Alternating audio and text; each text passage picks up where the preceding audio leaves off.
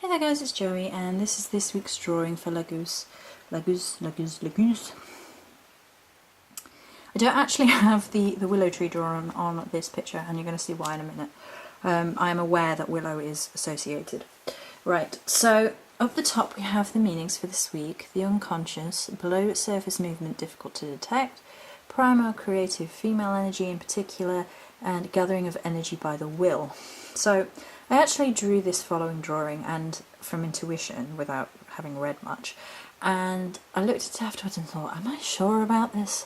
And I drew it anyway, and then I looked up the associations, and I'm going to read through the associations in a minute, and you're going to see just how perfect it actually is and how you should always listen to your intuition. This is Laguz.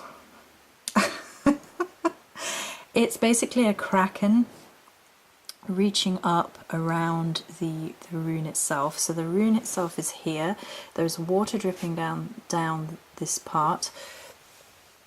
There is a chalice with water here. There's some more water on the things, some little watery burst. It says lake and water down the bottom.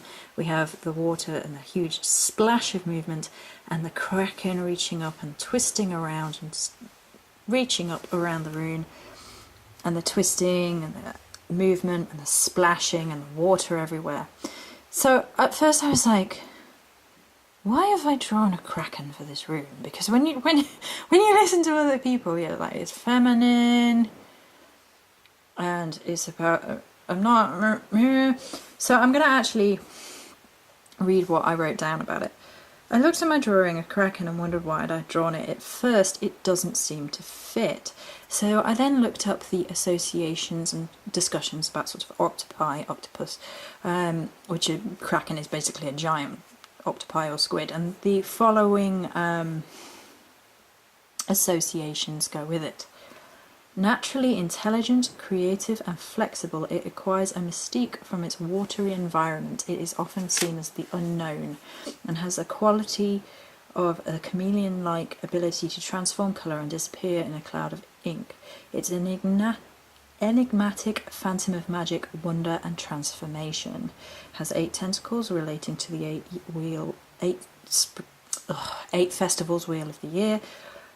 As a denizens of the deep, it takes on much of the symbolism of the water itself. The psyche, emotion, fluidity and intuition add to that strategy, secrecy and the power of reason, not unlike reasons to fear female power and the female psyche, and fear of kraken and octopi and squid often come into popular culture. For unknown reasons, octopi often occasionally turn on themselves, devouring themselves from their tentacles until their own death. Self-destruction can easily be seen as a negative aspect of this rune. They can also disengage limbs when under attack, letting go of excess baggage, and grow that limb back, self-regeneration. They are also associated with female energy because of their innate connection to the oceans being ruled by the moon and lunar cycles. So technically it's perfect. Technically this rune is about water, emotions, unconscious thought, the psyche, intuition, hidden knowledge, psychic abilities, being guided by higher powers, and a time of relaxing, re-evaluation and cleansing. The negative is the temptation to take the easy route rather than the right one, a woman bringing trouble into your life, etc., and ignoring of wisdom of your instincts. So actually the imagery of the kraken is actually perfect. There is a strong female energy of the rune. I agree with that full-heartedly. I don't know, whatever. Being ruled by the water, there's all the water and the movement through the fluidity, movement, water running down, the emotions, the physical water being the symbolism of the emotional side. There's the perfect analogy of the abilities of the octopi or squid themselves being able to eat themselves to death, and I mean, to that amount of self-destruction. The only other creature on the planet I think that can destroy itself so easily is probably human beings. there's the whole disengaging, letting go of things, regrowing yourself back, and then that whole, you know, the hidden, the unknown, the under the water, the realm of the water being the realm of goddess and intuition and psyche, and the, you know, not knowing what's going on until it bursts forth from the subconscious mind.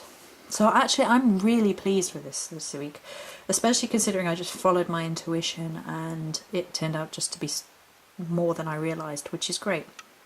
So that's it for this week's rune. Oh, before I go, does that not look a bit like the top of the tentacles from my rune? Right, how I've drawn the top of the tentacles. That amused me as well, so you know, that's this week's rune. It's a bit squiddy. Once more, there you go. Many blessings.